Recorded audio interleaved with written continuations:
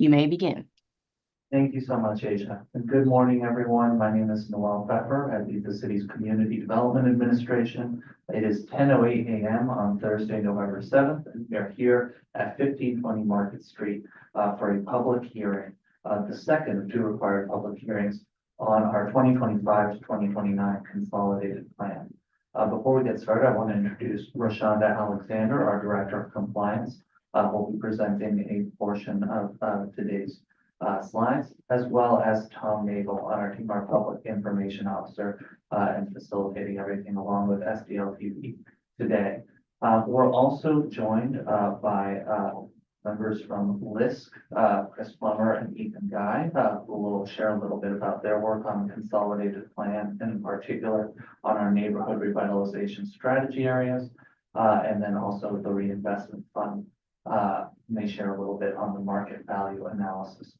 So with that, let's share our screen and get started.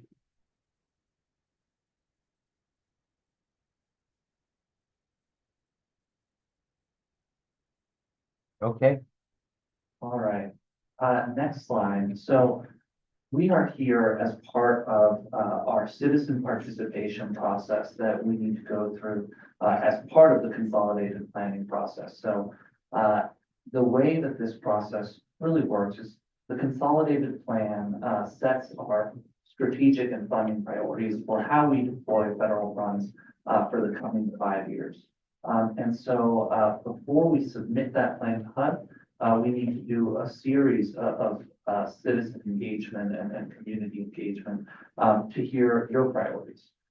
So we have held a series of, and we'll talk more about this as we move through the slides, a series of open houses and issued surveys, and also held most recently a public hearing at the Board of Aldermen HUD's committee on October 22nd.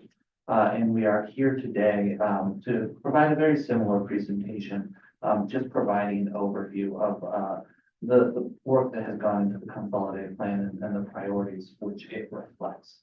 And specifically, we encourage anyone listening to submit public comments either by email at cda@stlouis-mo.gov or in person at our offices at 1520 Market Street, Suite 2000. We will be taking those public comments through November 14th, 2024. And you can also find the city's draft consolidated plan at www.stlouis-mo.gov/cda/consolidated plan. Next slide, please.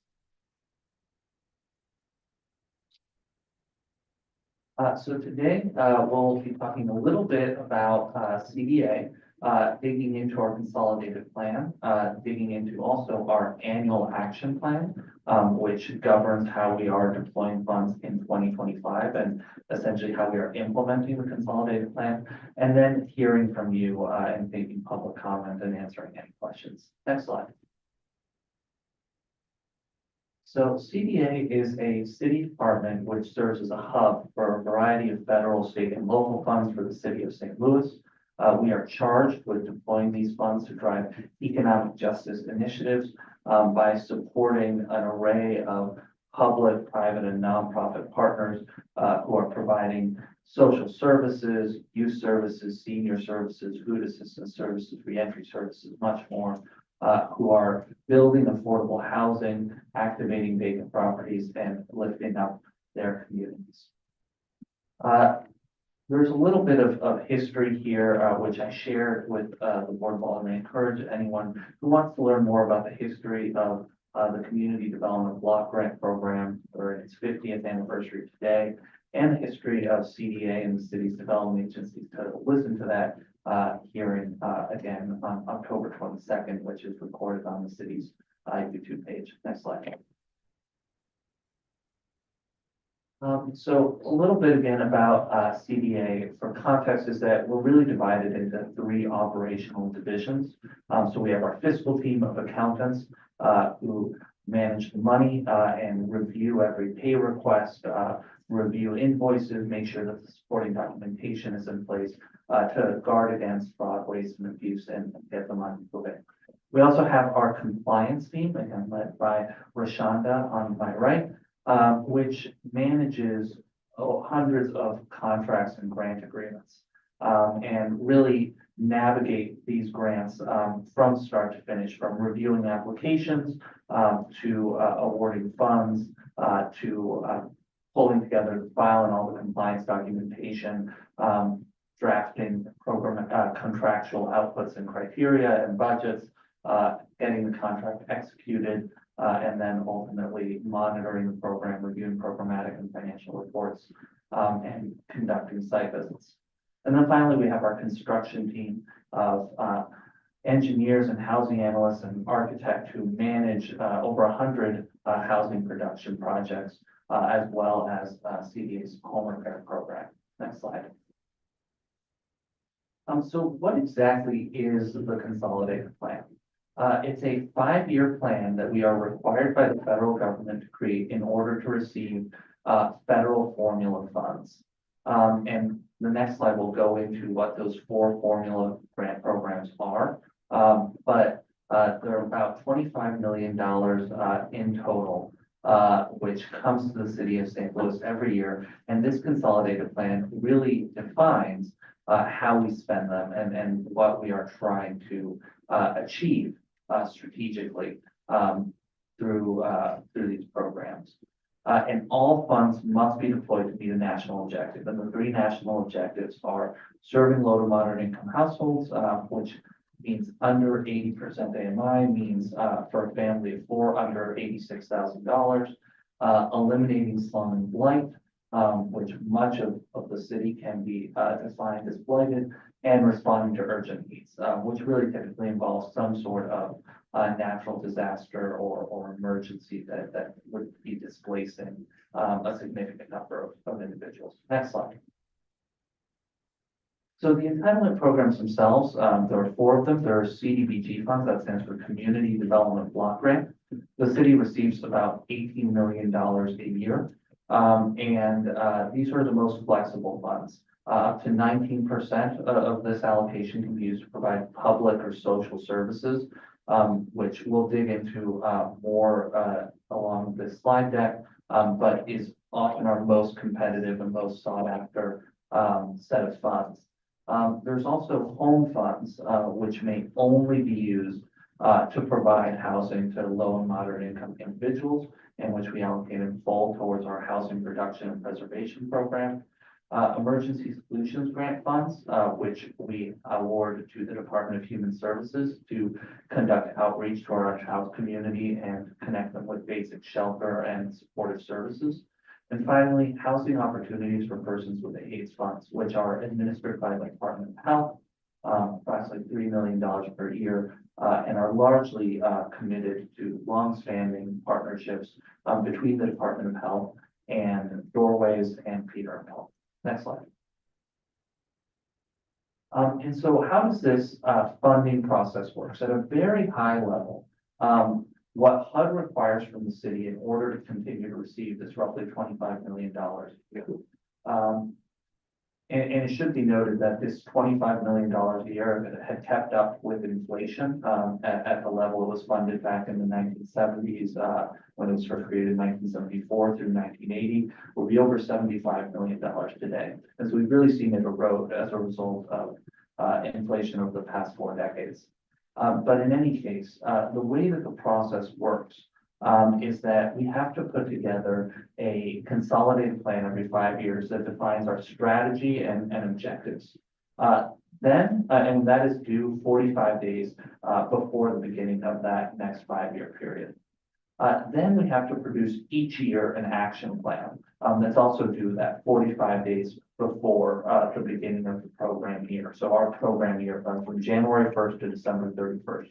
We have to submit our action plan and consolidated plan by November 15th. But the action plan is something we do every year and essentially says, here's how we are implementing, here's how we are delivering on the goals set forth in our consolidated plan. And then after that, 90 days after the end of each program year, we also have to submit a consolidated annual performance and evaluation report, or our CAPER, where we say, here's how we delivered, here were our outputs. And so it really is a pretty sensible process where we tell HUD what we're going to do as our 5-year plan. We tell HUD what we're going to do year by year, and then we tell HUD how we perform year by year. Next slide. So what are the essential elements of the consolidated plan? There's really 5 pieces to it. There's the consultation and citizen participation section where we discuss what we've heard from the community and what our community's priorities are.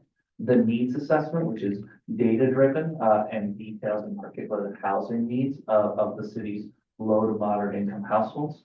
The market value analysis, which is a required element, which is a model of the city's residential market, and which we'll dig into today.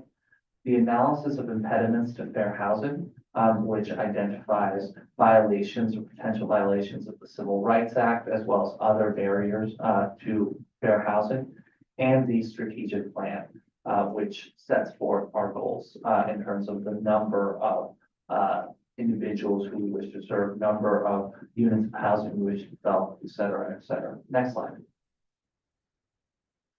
So starting with that engagement work, what we did first of all was for the first time in a long time create a community advisory committee to really guide us through this process and ensure that we were centering resident needs and priorities through this process. That was a randomly selected group of 9 individuals, and all meetings were open to the public.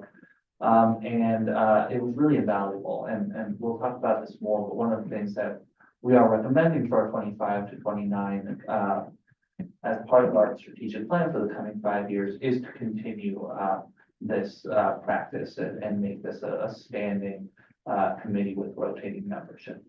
We also issued a survey, which received hundreds of responses and really built on survey work that the city has done in the past, receiving thousands of responses. And the next slide will show a little bit of those responses. We also conducted a series of open houses across the city, north, south, and central, and also had a series of conversations with the continuum of care, with the housing authority, and other stakeholders. We also, of course, posted everything on social media, as well as in the St. Louis American, and are holding this public hearing. Next slide. And so here is a kind of high-level overview of some of what we heard. And the first thing is that the top priority across the board has been housing. And expanding access to quality, safe, affordable housing. And we'll show some data when we talk about the needs assessment section that kind of shows why this has emerged as such a key priority. But then the other thing that we've seen is that everything is important in one way or another. And what residents are really seeking is holistic investments into neighborhood transformation that do more than just one thing, but that invest simultaneously into people and community and empowering youth and residents and small business owners, but also into the built environment and beautifying the community and stabilizing and redeveloping vacant properties and lots of buildings. Some specific elements that we see here that we think were really interesting is, first of all, I'll note that we received back in 2022 over 3,000 responses, more than 1% of city residents responded to the city's ARPA needs survey. And the top priority that emerged from that survey exercise was neighborhood transformation, specifically the development, production and preservation of affordable housing, and also preserving or transforming the city's vacant properties from a liability into an asset. As well as a variety of other priorities, which are like street calming, which are not housed here at CDA. But that process was incredibly instructive and kind of served as the foundation. And so with our survey, we tried to go a little bit more granular. So yes, residents are telling us affordable housing is a key priority, but what type? And so question 9 on the far left here asks folks to prioritize shelter, and transitional housing, affordable for sale housing, affordable rental housing, affordable rent to own housing, senior housing. And I do think it's interesting that the top 2 priorities, the top priority is affordable rental housing followed closely by affordable for sale housing, followed closely by shelter and transitional housing. The next question similarly asks residents to prioritize different types of housing support programs. So this is not producing housing, but supporting residents, whether with rental assistance, mortgage assistance, down payment assistance, home repair assistance, lead paint testing, et cetera. And here the number one priority by some margin is home repair assistance, followed by lead paint testing. And so these will both. We do work actually across all of these, but these really inform the prioritization that's reflected in the strategic plan. And then a final question that is interesting here, question 11, is on what type of vacant property interventions residents want to see. Is it stabilization? Is it demolition? Is it cleanups? Is it code enforcement, et cetera? And here the top priority very clearly comes at stabilization, with demolition being the lowest priority. And I think what that tells us is something that has been effectively our policy, which is stabilize and preserve whenever possible, demolish when absolutely needed. Next slide. And all of this really also is informed and part of a continuing dialogue that cities development agencies are having with city residents with respect to the Economic Justice Action Plan. And so the Economic Justice Action Plan tells us that equity is a precondition to growth. I think that's the core lesson of it, that we have been here in St. Louis victims of segregationist policies at the federal, state, and local level that have profoundly divided and fractured our city and our region.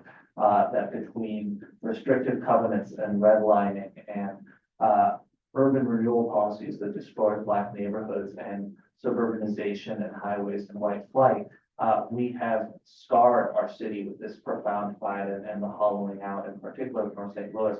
And that if we want our city to grow, and there's data that demonstrates this, if we want our city to grow, we need to start by healing these scars. The city can't grow while half of it is left behind. And so while there's a moral imperative to invest in ways designed to reverse these decades of disinvestment, there's also an economic imperative here. Next slide.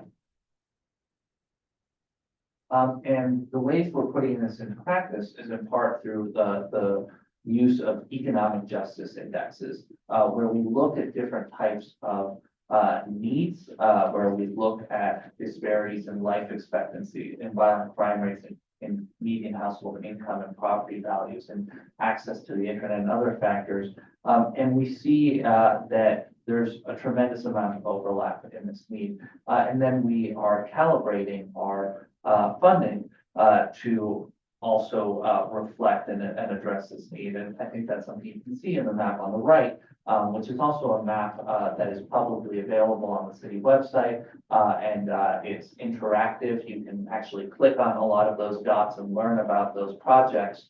And you can see that it really is aligned with the need, and that is intentional.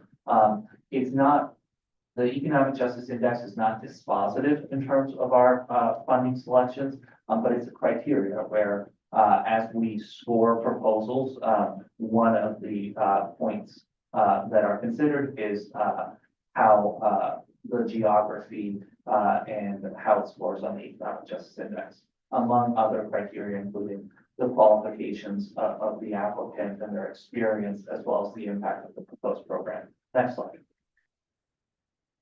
So I alluded to this before, but the reason why housing has emerged as such a high priority is if you look at the data, you see that the city of St. Louis has about 140,000 households, of whom about 50,000 are cost burdened at least. And this is really a conservative estimate. Specifically, looking at tenant households, there's a little under 80,000 tenant households, and nearly half of them are cost burdened. And collectively, they pay over $170 million more in rent than they can afford each year. And that's money that can't go towards food or childcare or healthcare or what have you. And you see that so much of that burden is also really concentrated in the 20,000 tenant households earning less than 30% AMI, who are cost burden collectively pay 120 million once they can afford. And out of these 20,000 households, about 5,000 are evicted each year, and then about 1,000 may be unhoused in any given year.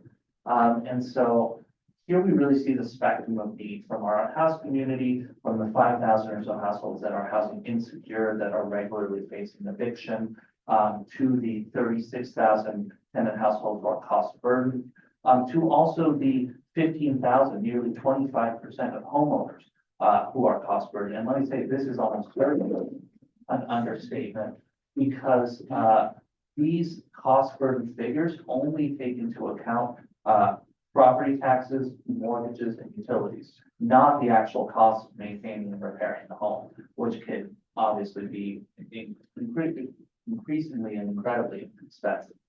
So our goal here at CDA is taking this data to inform our strategy to ensure that we are making investments across the spectrum of need to develop housing as diverse as our city.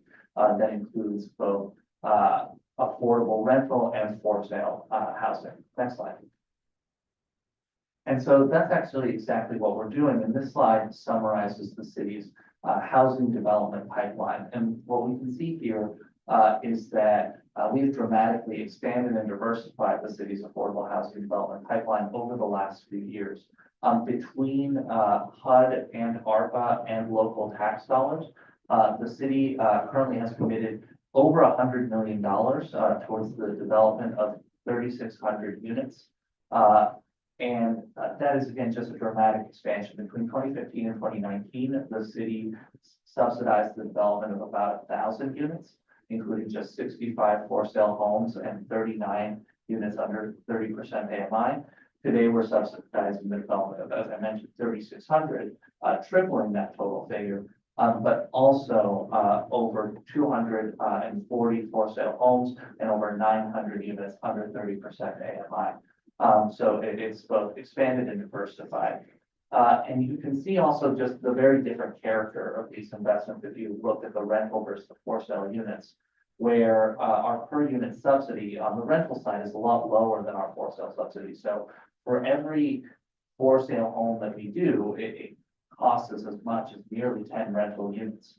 And that's an important factor as we assess the need and calibrate our investments. And the reason for that is simply because there's all these federal programs, in particular LIHTC, that leverage the city's investment on the rental side that are not present necessarily on the for sale side. But it's something that we're very much looking at actively as we try to figure out how we can invest resources for the maximum impact. But as we'll get to later, a lot of the work that we have to do is also making markets, and the impact of for sale homes in that work is also disproportionate. So while it may cost more, it also has a higher impact in some ways. Next slide.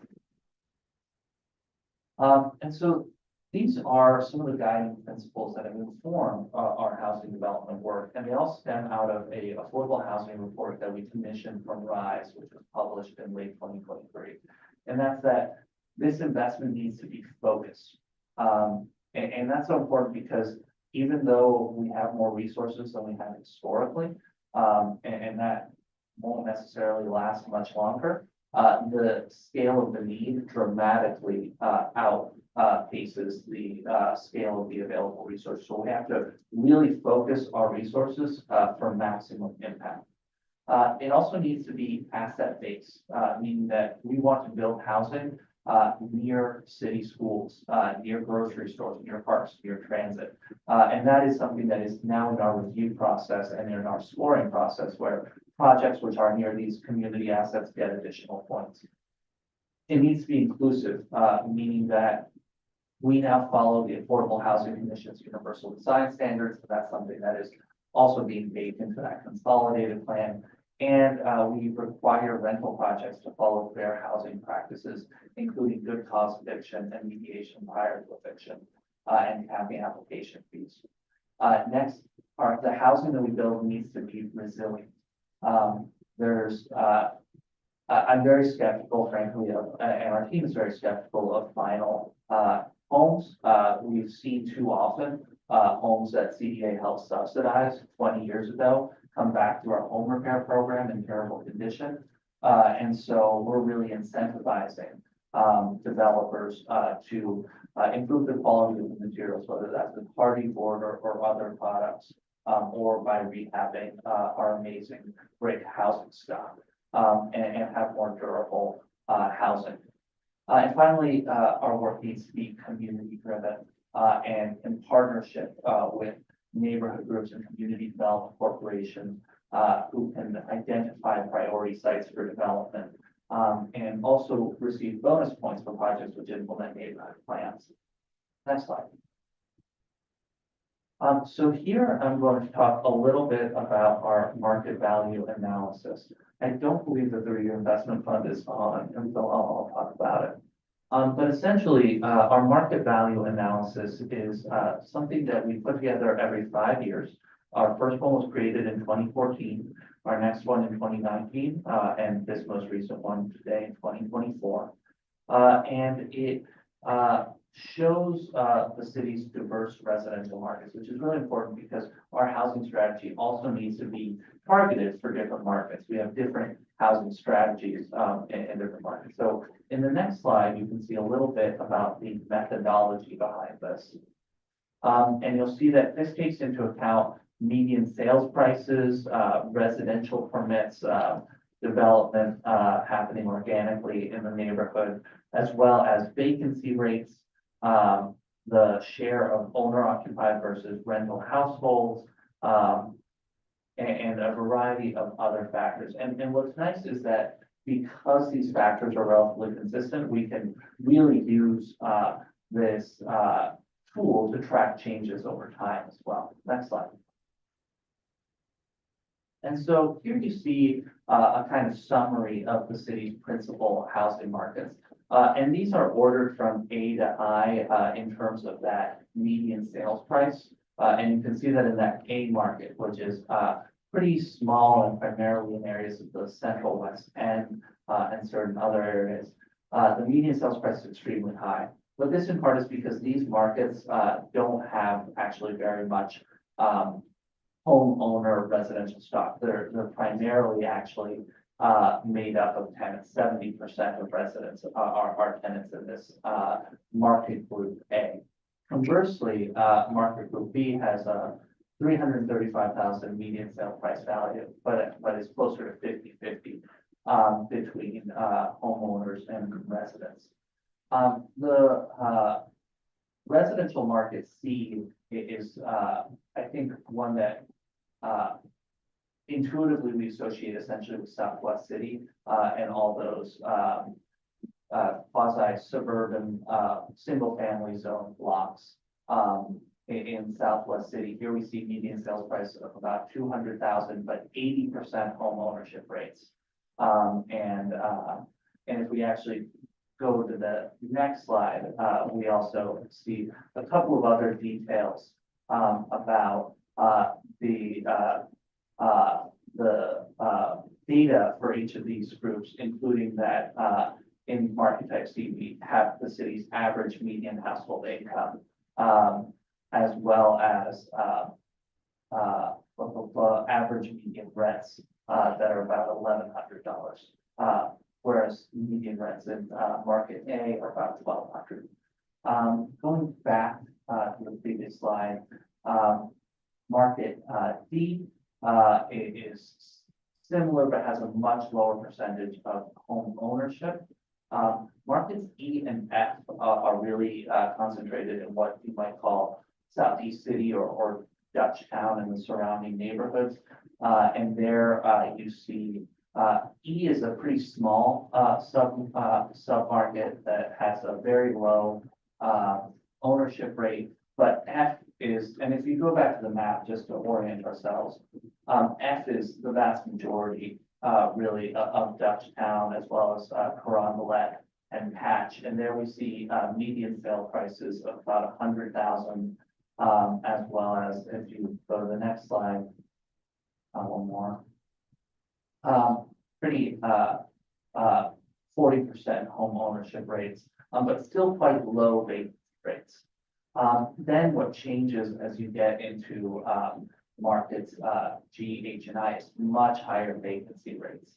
And these are really reflective of the fact this is almost entirely in North City and reflective of the fact that our residential market remains segregated. I think that's the big lesson to take away from all of this data is if you look at the sales prices, if you look at, it's not part of these charts, but if you look at the racial demographics, these neighborhoods remain profoundly segregated and unequal. And that is the purpose of the city's economic justice plan is to reverse these trends. But you can see median sales prices in G and H of around 40 and 50,000 and in I of 20,000. And home ownership rates consistently between 40 and 50% across the board here. If we go to the next slide, I do think it's worth highlighting those average median rents as well, where you can see are about 850 in markets E and F, and then between 750 and 900 roughly in G, H, and I. And I think what this shows is that regardless of the low sales prices, the rental prices remain pretty high and show why there's such significant cost burden in the city, especially among folks with low area median income rates. And that's in part because rents, even in North City, remain relatively high. And basically the disparity that you see in the sales prices is much more dramatic than the disparity that you see in the rent. Rents. Next slide. So one of the lessons that we take from this is that in order to deliver on our commitments and revitalize sections of North St. Louis, we really have to make markets and lead the market. That's because there have been neighborhoods and geographies that haven't seen new mortgages originated in decades. This project that we did here at near the intersection of Natural Bridge and Grand is a really good example. It's the Hebert Homes project in partnership with SLBC and Tabernacle. And it's developing over 20 for sale homes, a combination of new construction and rehab of existing properties on blocks that have not seen a new mortgage originated in over 15 years. And this is a critical geography for the city because this is this intersection, Natural Bridge and Grand, is the proposed terminus for the Brickline Greenway for the North-South Metro Link. We know that Grand is the most high traffic corridor in the city of St. Louis. And so we know that this is a critical geography, but the market was not present, which made it impossible for private actors to secure construction loans or to lead development. So we've started that work. Now we have a number of mortgages originated at about 150,000 is the average sale price of these 20 homes. And what that means is that our hope and expectation is that the market will follow and that private actors will now be able to secure loans to rehab buildings in this space and to continue the momentum that we are building. The other point that's worth making is that it's not just about housing. And the big green area that you see along North Grand there is a project that CDA and SLBC have invested roughly $2 million into to support the Herbert Hoover Boys and Girls Club redevelopment of a vacant brownfield into a youth golf community complex. And so there's layers of different efforts, including housing production, including home repairs, including beautification efforts, and including supported service programs that all need to braid together in order to have that desired impact. Next slide. You said it was a youth what complex? Youth golf complex. So there will be 3 holes of golf available for the children who attend the Herbert Hoover Boys and Girls Club, and it's in partnership with the PGA. Ball golf, not disc golf? I think that's the plan, yes. Yeah. I guess we can Presidential based on stuff.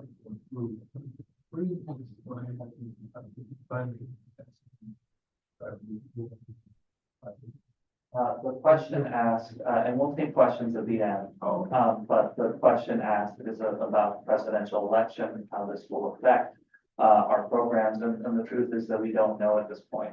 And we'll be very attentive to development and strive to work and continue to provide these programs.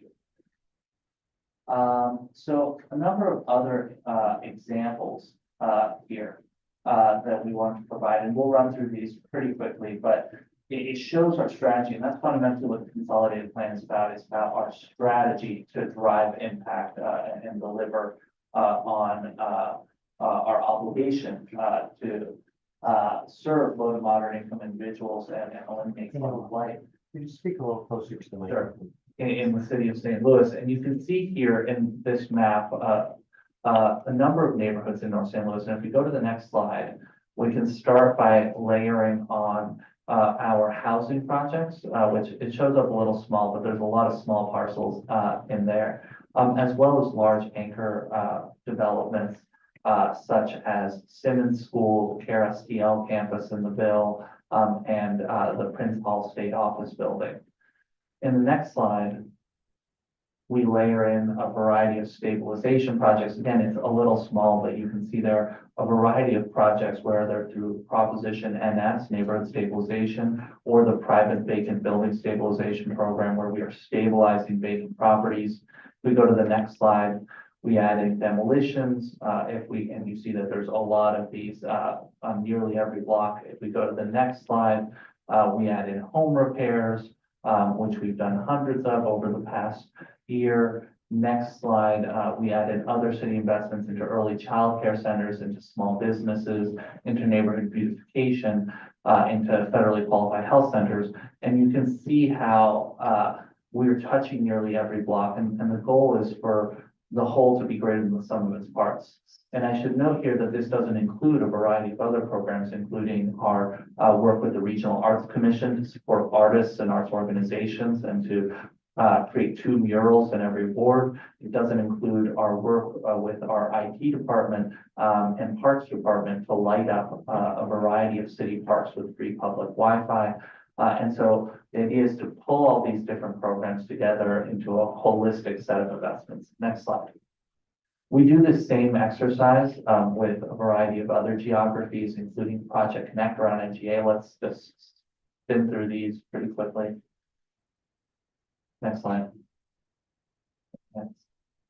First of all, we've got our Choice Neighborhoods program there in Carr Square, and Preservation Square, which is one of our largest and most comprehensive efforts at neighborhood transformation. It involves 695 units of affordable housing. It also involves investments into the surrounding parks, into Loretta Hall Park, as well as St. Louis Place and Jackson Place Park, and a few others, as well as investments into public art, into neighborhood banners, and beautification. Here. All right, that's better. Next slide, as well as, by the way, part of Choice Neighborhoods program was also 0% interest loans for small businesses in the footprint. But we layer that with stabilization efforts, which I want to just highlight a lot of stabilization work going on in Hyde Park, in particular along that northern edge of Hyde Park, where we're stabilizing a full block of beautiful historic properties facing out onto the park with CDBG funds, demolitions, next slide, home repairs, next slide, and then all these other investments. And then one more example now in South St. Louis as we move to the next slide.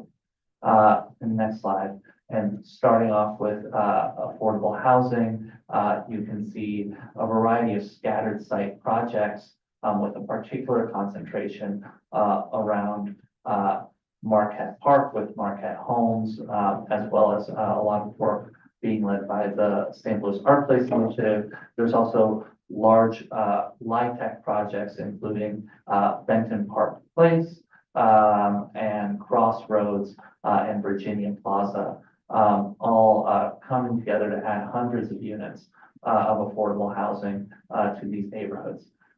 Next slide, we added stabilization, we added demolitions. Next slide, home repairs, and then finally all this other array of investments, including into a new health clinic on South Grand with family care, and a variety of investments into small businesses, commercial facades, early childcare centers, arts organizations, and more. Next slide. So with that, that's a little bit about kind of the geographic elements of the strategy. We have 5 strategic priorities with this consolidated plan. The first was to strengthen citizen participation.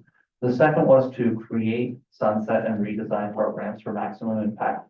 And there will be slides on each of these. The third was updating our housing affordability policies. The fourth is designating new neighborhood revitalization strategy areas, and the fifth is applying for a Section 108 loan. I'll talk about each in turn. Next slide.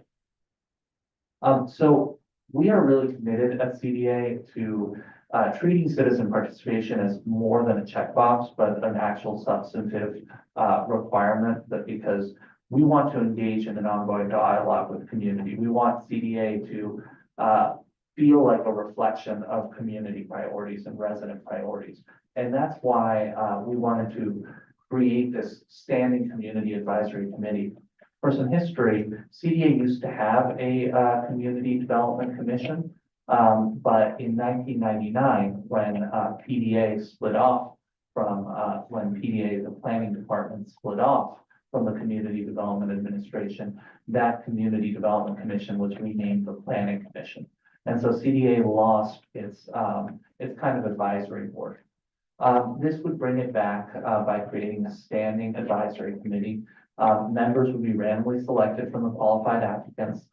We have quarterly meetings open to the public, and we encourage anyone interested in serving in our advisory committee to apply at the link there. We're looking forward to using this as an opportunity to collect feedback on our funding priorities, to spread the word about our funding cycle. We'll present our funding awards to the group as well, although the group will not be responsible for making funding decisions, which is honestly something that protects members of the group as much as anyone, because we want to protect against conflicts of interest. But that purpose of the group is to really guide us and ensure that we are veering off of the mission that city residents have tasked us with. Next slide. So we also redesigned a number of programs as part of our consolidated plan. We did this by shifting the expenditure category that a lot of them were associated with. So for example, problem properties, we are continuing to fund. It's incredibly important. The problem properties unit in the city councilor's office does invaluable work to hold irresponsible property owners responsible, in particular out of town landlords. But that work was being funded out of public services and will now be funded out of code enforcement, which will be a much more effective home for it, because we have a public services cap. We can only spend up to 19% of our CDBG allocation on public services each year, and that helps us free up funding for other public services. Similar story with Operation Brightside, which does amazing work supporting neighborhood groups who are undertaking beautification activities, as well as conducting graffiti removal across the city. We will continue to fund that program, but instead of it being under public services, it will shift to interim assistance. Similarly, we will continue to support SLBC's incredibly important work driving equitable development in the city, but that'll be under the economic development expenditure category as opposed to the administrative category, which is also subject to a cap. Instead, we are shifting funding for the Civil Rights Enforcement Agency to the planning and administrative category. And we're also shifting funding for the facade program, which was previously under economic development, to commercial rehabilitation. Finally, and I'm very excited about this one, we're shifting our food pantries from LMI to LMA And what does that mean? LMI is low to moderate income individuals. LMA is low to moderate income area. And the difference is that whereas to date, our food pantries have had to collect the income information and income verification for everyone who comes to their doors, now they can just ask for addresses. And if they're within that address, then within the low to moderate income area, that's sufficient. It's a lot less intrusive, it's less of an administrative burden, and we hope that that'll really support our food pantry partners. Next slide. We're also working to update our housing policies. And that's because, in particular, our for sale affordability policy is currently designed for very weak markets. It's a one size fit all solution, and it works very well, again, for weak markets where we are not worried about the possibility of a new homeowner reselling their property for a significant profit. But unfortunately, it doesn't work as well for stronger market areas. Let me explain what I mean. Under the current policy, someone may buy their CDA subsidized home for $150,000, but it may be worth $250,000 or $300,000. And so currently under the policy, there's every incentive for that new homeowner to turn around and resell that home. And while they'll need to pay CDA back about $5,000, they'll still make nearly $100,000 through that transaction. And the problem is that while that low to moderate income family benefits, the purpose of this program is to develop affordable housing and to preserve long-term affordability and mixed income communities and diverse communities. And that these policy goals are undermined. So while we will retain our current affordability policy for weaker markets where that risk is lower, but furthermore, if someone does sell a home that they purchased for $150,000 for $225,000, that's a comp that is wonderful for the market and helps stimulate additional investment. We don't have any sort of, we want those higher comps in a lot of neighborhoods across the city that are weak market neighborhoods. But the key really is to have an affordability policy that is calibrated to the city's different markets. If we think back to the market value analysis, in neighborhoods where that resale price is above $250,000, we really need to ensure that if we are investing in housing there, that it is affordable for the long-term or permanently affordable, and that we have those legal restrictions and rights there to ensure that long-term affordability. Whereas if we're investing in weaker markets, we're much more comfortable letting that CDA funded housing turn into naturally affordable market rate housing because that is because the market in those geographies needs those comps. So we're looking at a variety of solutions there. Other policies that are included in the consolidated plan are updating our LIHTC certificate of consistency standards. We are required to approve every LIHTC project that goes to the Missouri Housing Development Corporation as consistent with CDA standards, but we don't currently have clearly set forth standards to make that determination. So that'll be included in the final draft of the consolidated plan, as well as looking at requiring CDA funded projects to also provide rights to their architectural plans so that they can go into a city approved design book that can help accelerate the development of affordable housing and reduce those barriers. And finally, we've already started implementing this, and I alluded to it previously, but we want to ensure that all CDA funded rental housing abides by certain basic fair housing protections. Next slide. And so a lot of this is just updating our housing policies to reflect some of the changes that have been implemented over the past year or two. Another key piece, and here I'm going to turn it over to Ethan Guy to provide an overview, is we are applying for neighborhood revitalization strategy areas. And these are incredibly important because public services provided within these geographies are not subject to the 19% admin cap. So Ethan, over to you. Yeah, thank you. So from a 1,000-foot view, as I was just kind of mentioning, there are specific designations that we can apply. Okay, is that better? All right, not hearing anything. Perfect. So, the specific designations for areas within the city that we can apply for, um, and they're called neighborhood revitalization strategy areas, or nurses. And essentially, what that is it is a designation that's a plan to transform a neighborhood using the CDBG funds, along with other resources.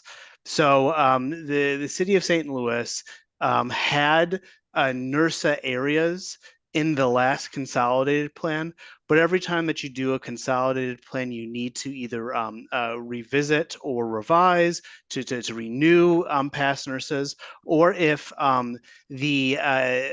there hasn't been a renewal of the last NERSA area, you have to submit a new application. So through this consolidated plan, St. Louis needs to submit a new application for new areas. So kind of one of the key aspects of NERSA is that it has to be a specific area with a specific plan.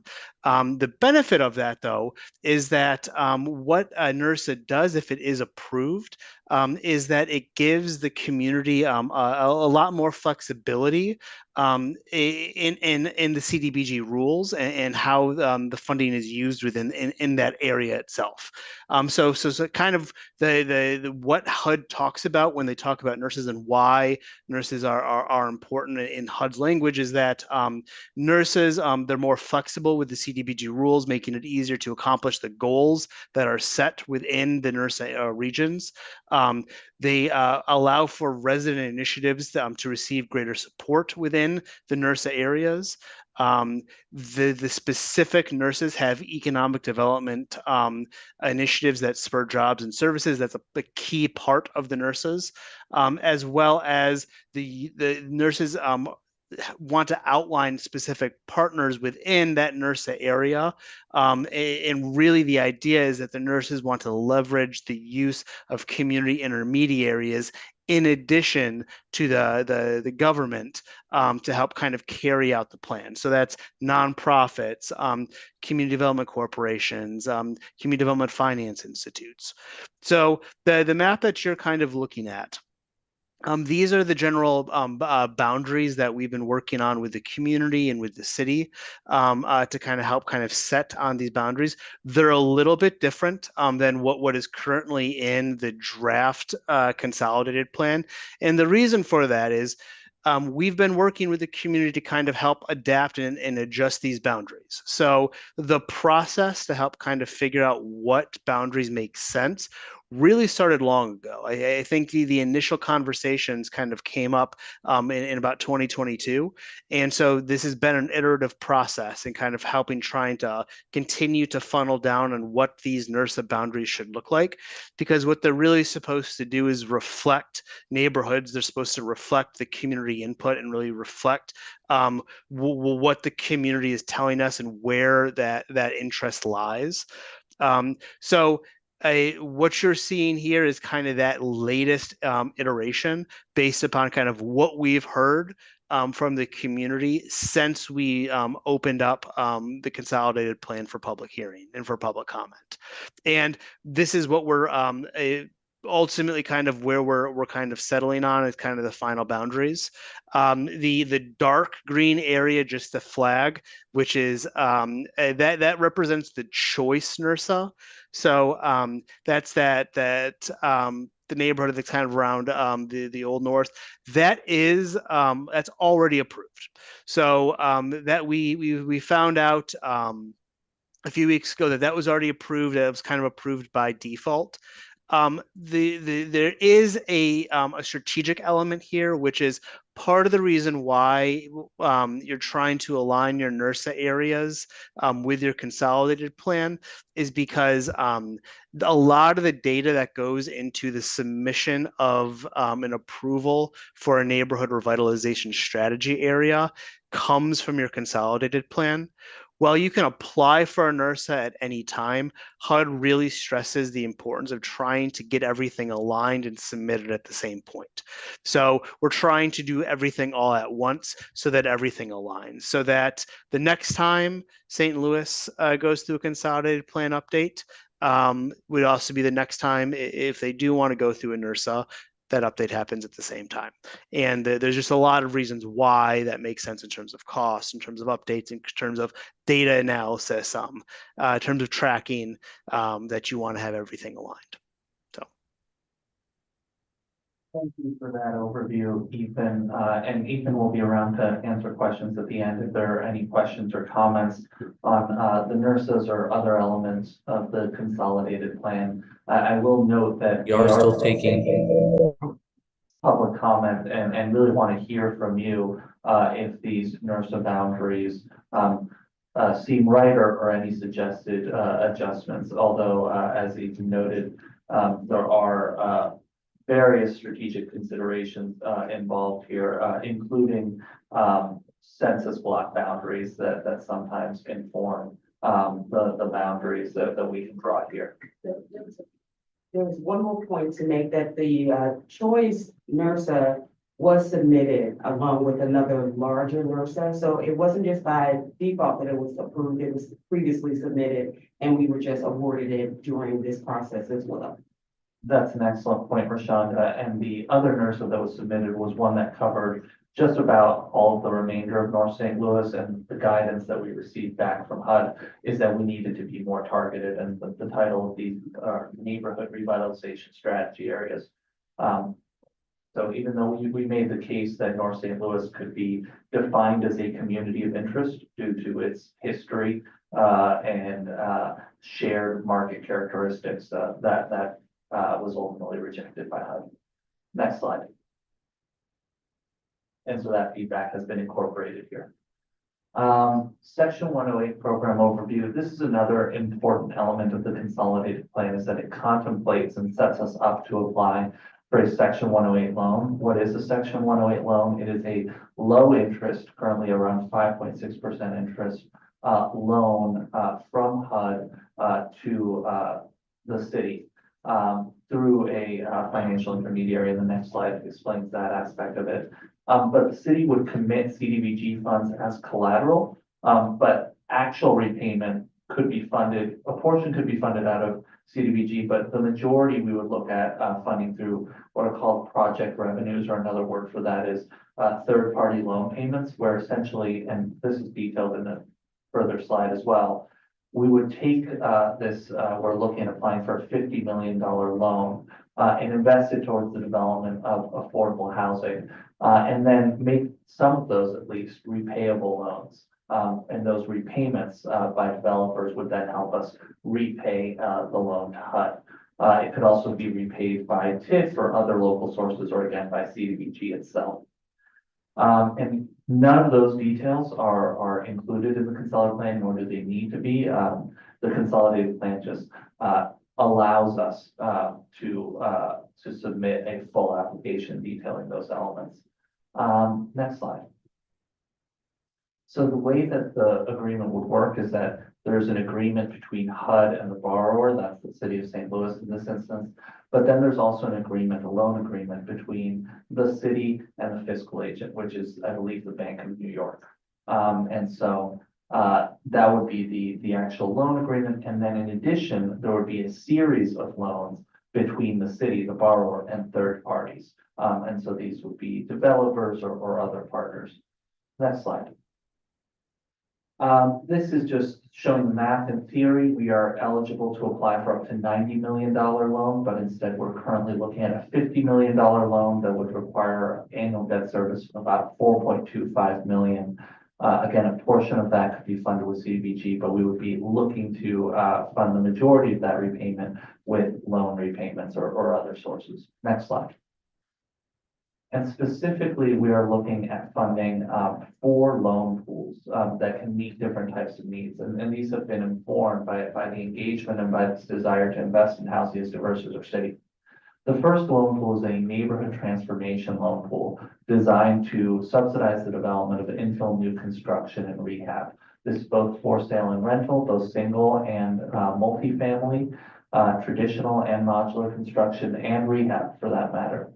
And in this section, we would be fully financing these developments, and about half of the loan would be repayable, either from the sale proceeds or rental proceeds, and half would be forgivable.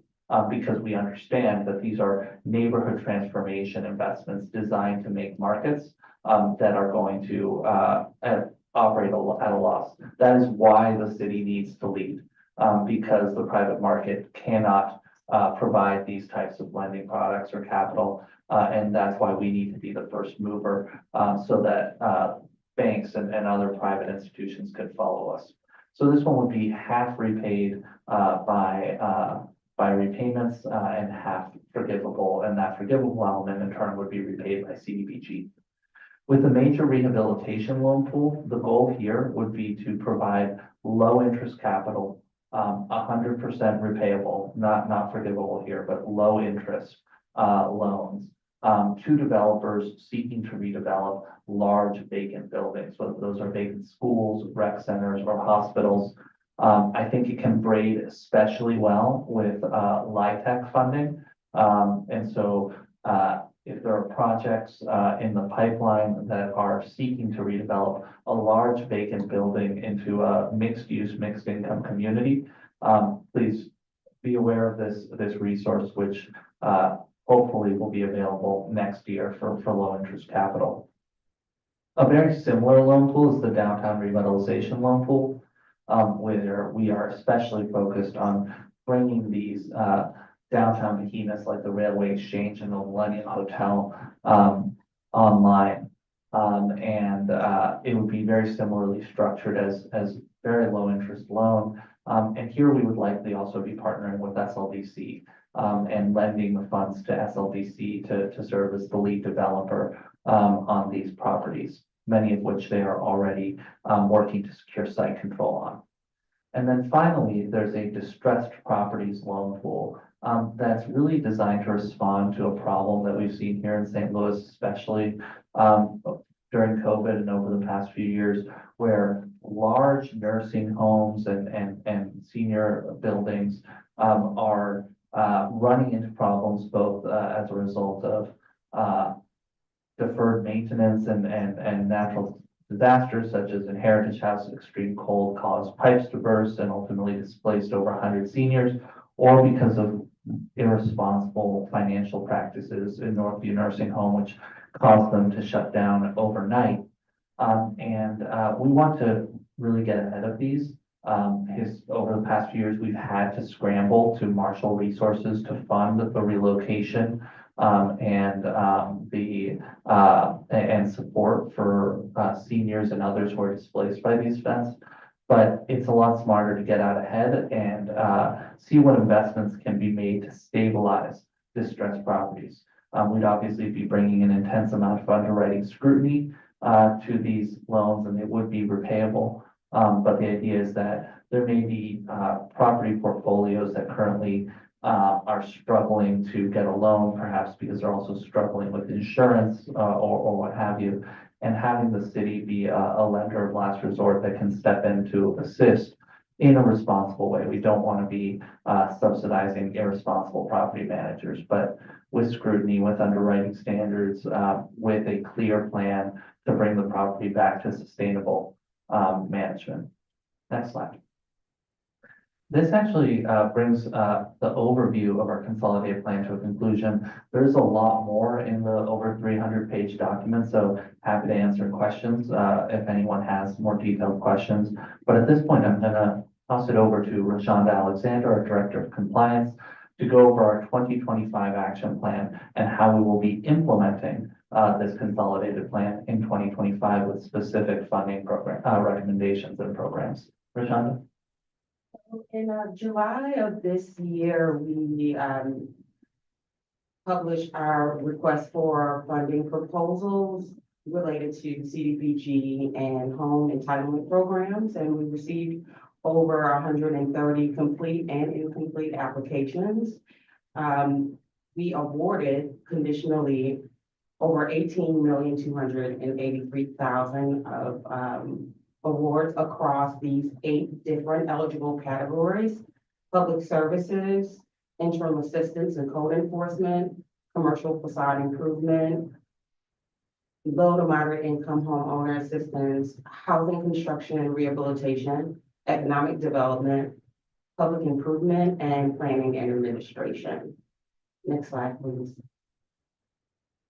In public services, there were over 35 contracts here listed for a total of $3,554,078. Our operating agencies are listed in detail here, from Big Brothers Big Sisters all the way to our Department of Parks and Recreation for their expanded rec program.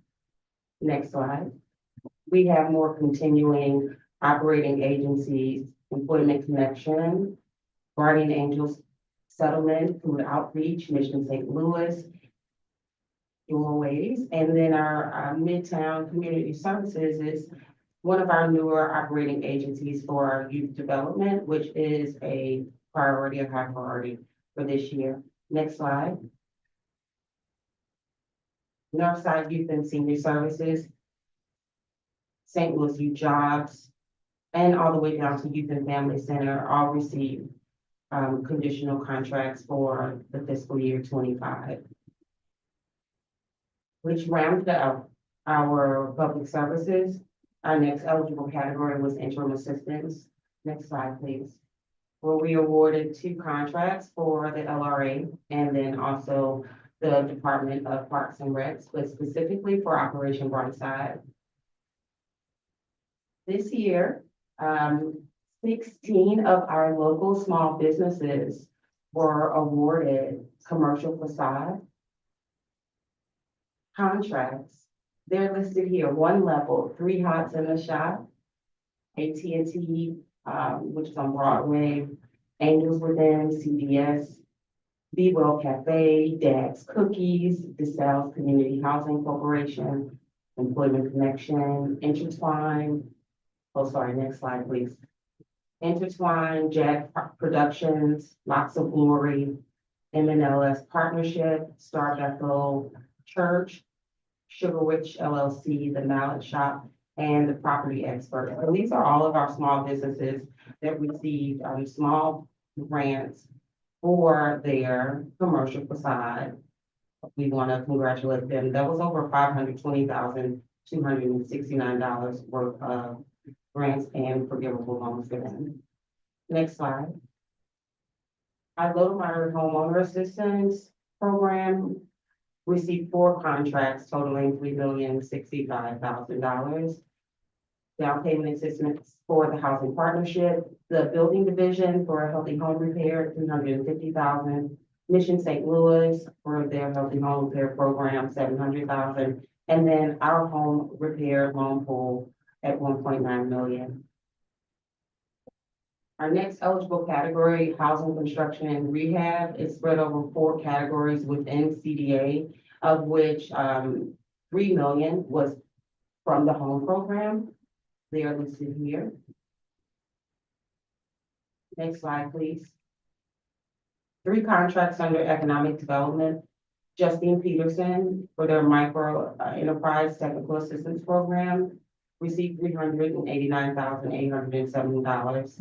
Launch Code Foundation, $300,000, and then the St. Louis Development Corporation for $500,000. In public improvements, this is something that you'll see around your neighborhood, actual investments into Habitat for Humanity. In St. Louis, they're near Northside Walkable Communities. It's their phase 2 of that, received $295,000. The St. Louis Housing Authority will be making some improvements to the Al Chappelle Community Center. The Wellston Loop Community Development Corporation, we invested in their Goodfellow Renewal Project at $100,000. Jeans Slave Boys and Girls Club, they have some sites. Right now they're operating out of Francis Cabrini, but they are expanding into Woodward and then are wanting to use this investment and their other investments to expand to about 3 to 5 site-based locations for this after-school program. Northside Youth and Senior Services, they received an investment for their intergenerational community center, merging the youth and seniors, which we do value both and support, along with their Northside Youth Space at $35,000. And then CDA will be using $100,000 for beautification of city-owned vacant property in response to our economic justice action plan and community feedback. Our last, next slide, please. For planning and administration, CDA funds the city councilor's office, our civil rights enforcement agency, our staff here for our CDBG and home, the comptroller's office, the federal grants administration, support, fund PDA's agency for their administration, and then the St. Louis Development Corporation for their capacity building program. Next slide. In home repair, 155 homeowners were served in 2022.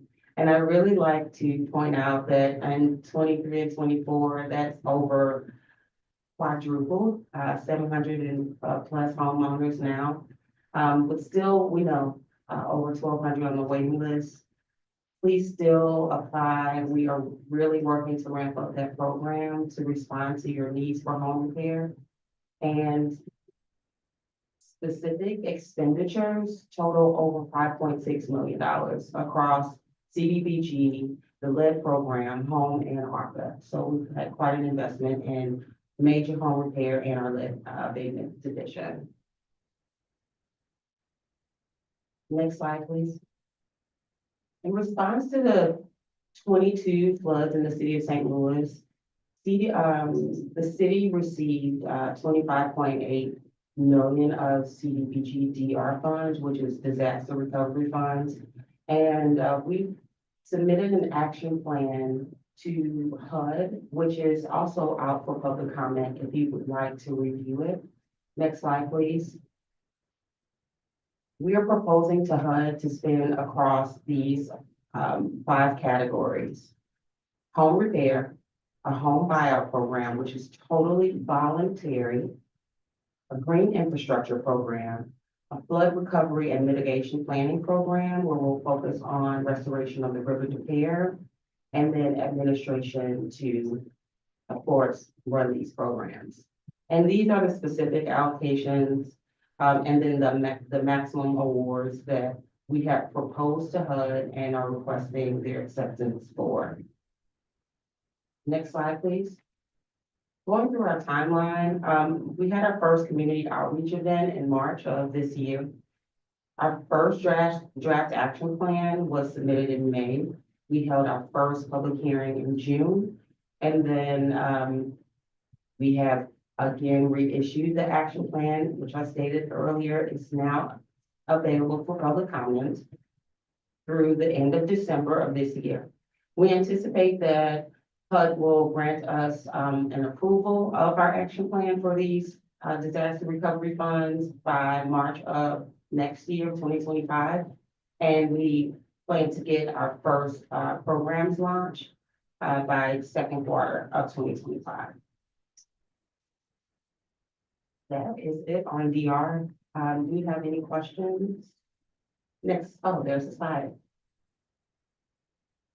I know earlier there was a question about change of administration. So CDBG and home, they are both entitlement programs. So they are not, they can be slashed. In previous administrations, they have been eligible for cuts. We don't know. We will move forward as if we will receive entitlement as we have historically. I think that put the character count, I think that was 5.5 years. The character count, cycle. Over there. On Olive, Yeah. the question is about the Heritage House on Olive. Yeah, what's the update on that? You know, the people have moved out, have they, for renovations or done anything with that? So the update on the Heritage House that I'm able to share is we were able to work with the Urban League under our urgent need category, for our CDBG funds to help the senior residents be relocated. And, as for any improvements to the actual building, that's to be determined. But the residents, we were able to help through the Urban League with CDBG funds.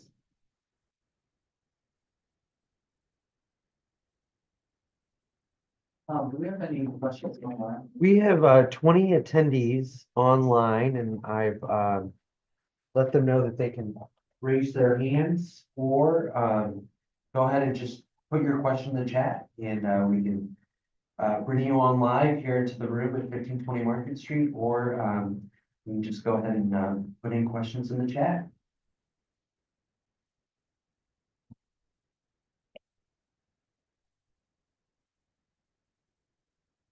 Sorry, should not have reset my. Sorry. Okay, we do have a question. Well, do you want to ask Dr. Carl Harris if he can hear us? Sure. Hi, Dr. Carl Harris. Can you hear us all right? If so, please feel free to unmute and ask your question. Great, I can hear you. Great, I can hear you. I know that there's a provision or a resource for community comment, and I've copied that link. But in general, I just want to know what funds are being allocated for senior housing.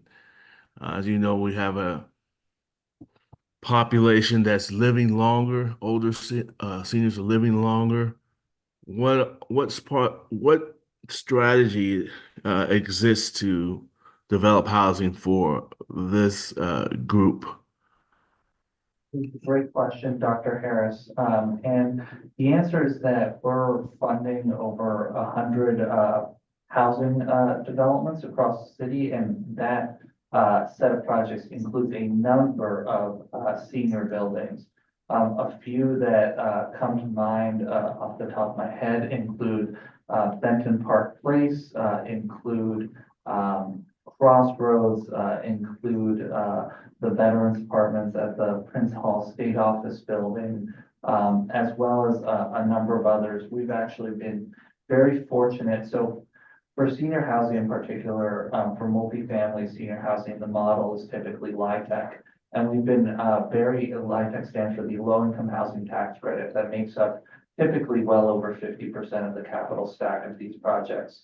And we've been really fortunate to get a series of quite generous LIHTC awards here in the city over the past few years. Historically, the city got between 2 and 3 LIHTC awards a year.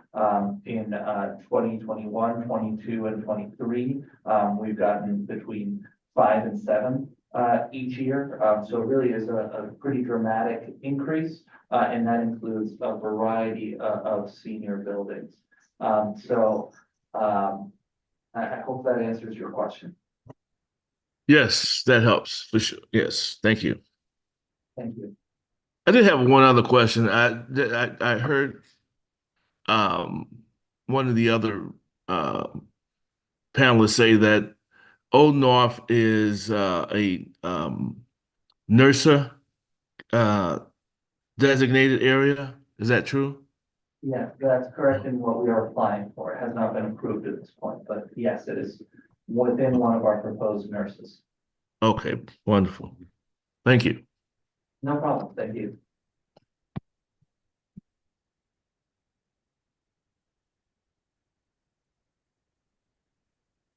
Becky left the room, but she has I'm gonna ask Becky if she wants to go ahead. Hi, Becky. Hi, hello. Sorry I had to leave the in-person meeting before the Q&A. My sorry, was is there any move towards creating some flexibility for operating dollars to be awarded to community development organizations or organizations that are working in affordable housing prior to that project actually getting underway with development and the release of developer fees? And is perhaps engaging in work in one of those NERSA areas once they're approved. Is that potentially one window? I do think that nurses will provide additional flexibility, in particular for a group of developers defined as COVDOs or community-based development organizations, which the requirements there have a certain percentage of the members of your board be either residents or stakeholders in that community.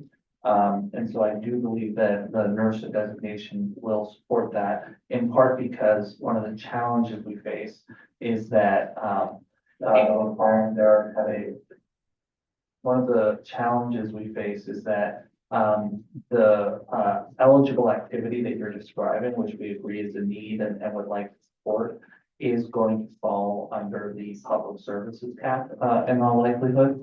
And so the nurses will be necessary in order to ensure that we don't fund that work at the expense of other programs and public services currently being provided in the city.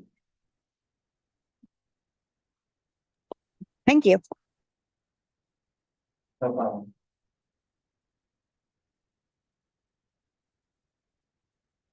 Brenda, can you hear us? And if you unmute, we'll take your question.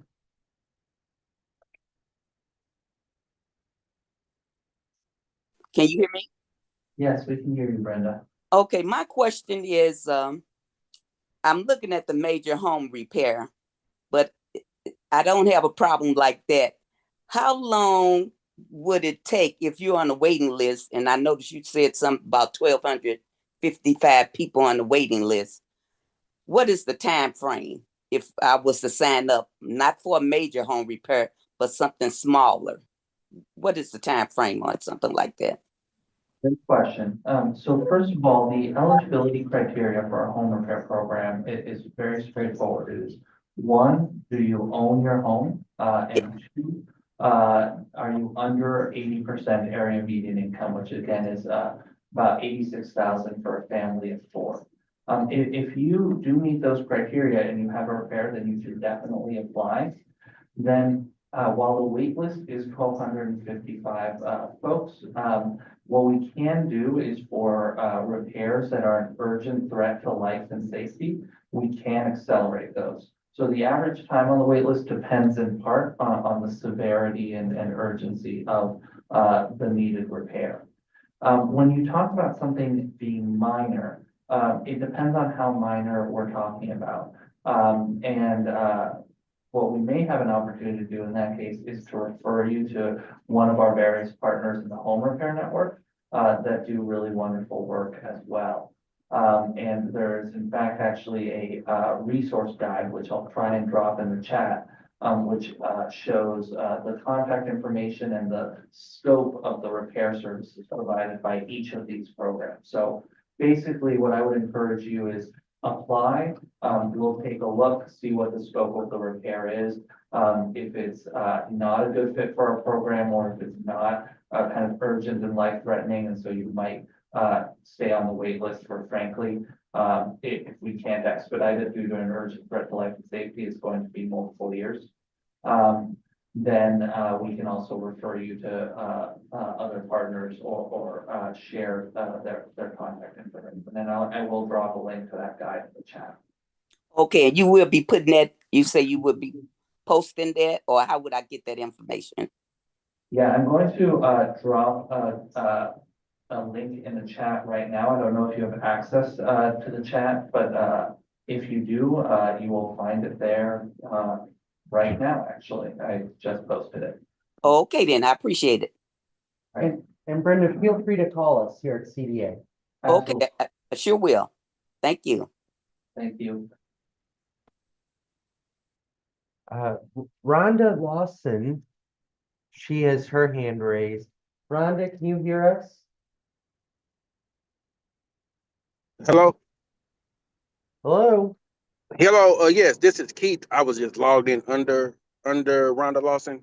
I Okay. had a question. Like if I have a mixed use building, would I go under the commercial or would it be residential? So, if you have a mixed-use building, it depends on what your development plans for it are. If your development plans include affordable housing, then we definitely encourage you to respond to our affordable housing notice of funding availability, which we will likely release in February 2025. Okay. Okay, and then so what if I was trying to develop my commercial side of it? Would that would I be on the list of the 1,250, or is it like a certain amount for commercial and a certain amount for residential? Neither. First of all, when we talk about the 1,250 folks on the wait list, that is solely for individuals who own and occupy their homes. That is just for homeowners. It's not for commercial properties. With respect to work that we can do on commercial properties, what we do have is something called the facade program, where we can provide support up to $50,000 to make improvements to commercial properties. And that funding opportunity will open in 2025. Okay, so is it a certain time or is it just, as you said in So 2025? the reason I'm being vague is because we just awarded our first 15 commercial facade projects just in the past month and actually this process. And so we really need to get through these 15 and see how much capacity they take on our end, see lessons learned before we and get at least some of those completed and closed out before we reopen an application to take up more projects. Okay, We're just starting this program and we're gonna need to see to learn from it before we move forward to the next iteration. okay, it's because I did apply for the facade, but I didn't get but my application was just saying pending. So they already awarded the 15 people? We did make awards. If you didn't get a notice, then please reach out to us and we can schedule some time to debrief with you and provide feedback on why your application was not selected, and other opportunities that you may want to consider. Okay then. Okay then, sir. Thank you. Yes, thank you.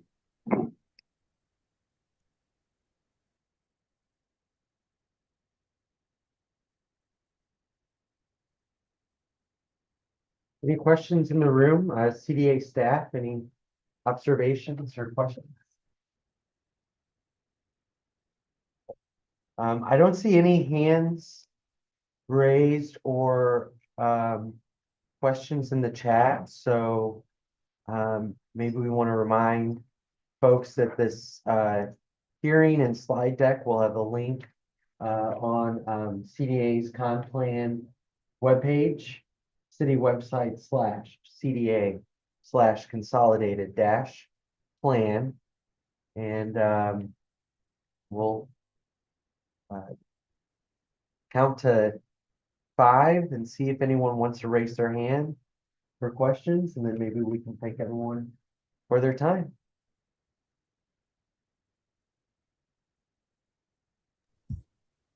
All right. Hearing no questions, thank you, Tommy, for your facilitation. Thank you, Rashonda, and to everyone on our team for your amazing work on the consolidated plan. Thank you to our partners at LISC and the Reinvestment Fund, and most importantly, thank you to you, city residents, for taking time out of your day to engage with us in this collective work of building a more resilient, equitable, and sustainable community. So we want this to be an ongoing dialogue, encourage you all to apply to serve on our community advisory committee, and stay tuned to see how this work unfolds, especially as there may be changes coming forward. So we'll strive to keep you all up to date and delivering on our mandate to revitalize our community and develop affordable housing, provide social services to low to moderate income residents and to the city as a whole. So thank you all. And thank you, STL TV. Thank you, Asia.